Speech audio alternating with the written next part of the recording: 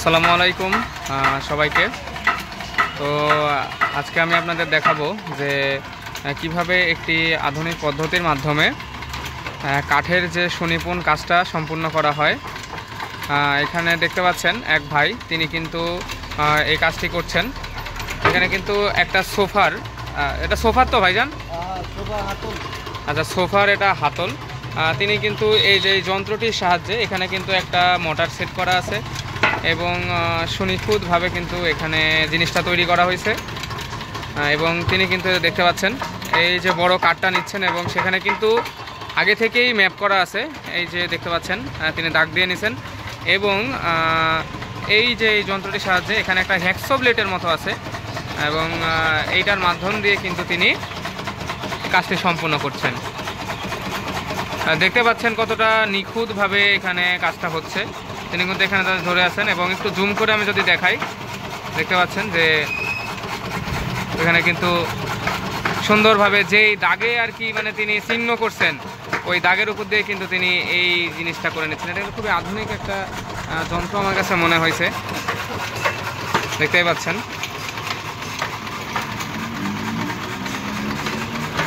কিন্তু তিনি মোটর দিয়ে, মোটরটা এখানে কারেন্টের সঙ্গে সংযুক্ত করা আছে এবং এই যে এটা কিন্তু এইভাবে তৈরি হয়ে যাচ্ছে।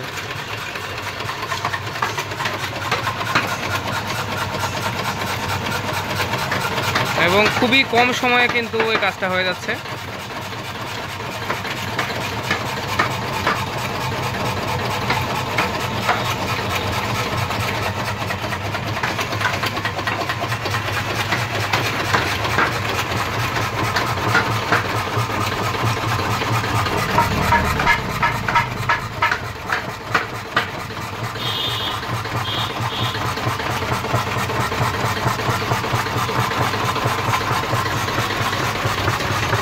ভাই, মূলত আপনারা সব কাঠ কি এভাবেই ইয়ে করেন আর কি?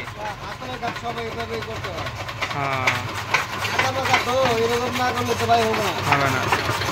তো ওনার বক্তব্য হলো আঁকা বাঁকাটা যদি উনি এইভাবে যদি না করেন তাহলে সঠিকভাবে এটার ফ্রেমটা দেওয়া যাবে না বা সঠিকভাবে তিনি এটা কাটতে পারবেন না। হ্যাঁ, বড়, হ্যাঁ হ্যাঁ,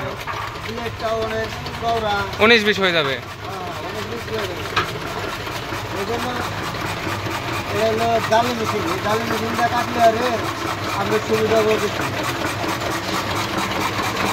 দর্শক দেখতে পাচ্ছেন খুবই সুনিপুণভাবে কিন্তু কাঠটা কেটে যাচ্ছে।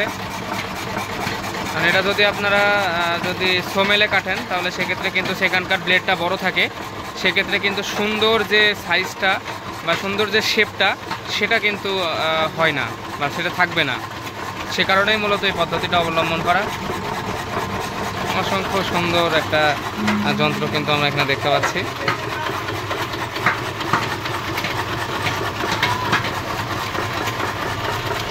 ঠিক আছে, ধন্যবাদ সবাইকে। দেখা হবে পরবর্তী কোনো ভিডিওতে। এ পর্যন্ত সবাই ভালো থাকবেন, সুস্থ থাকবেন। আসসালামু আলাইকুম।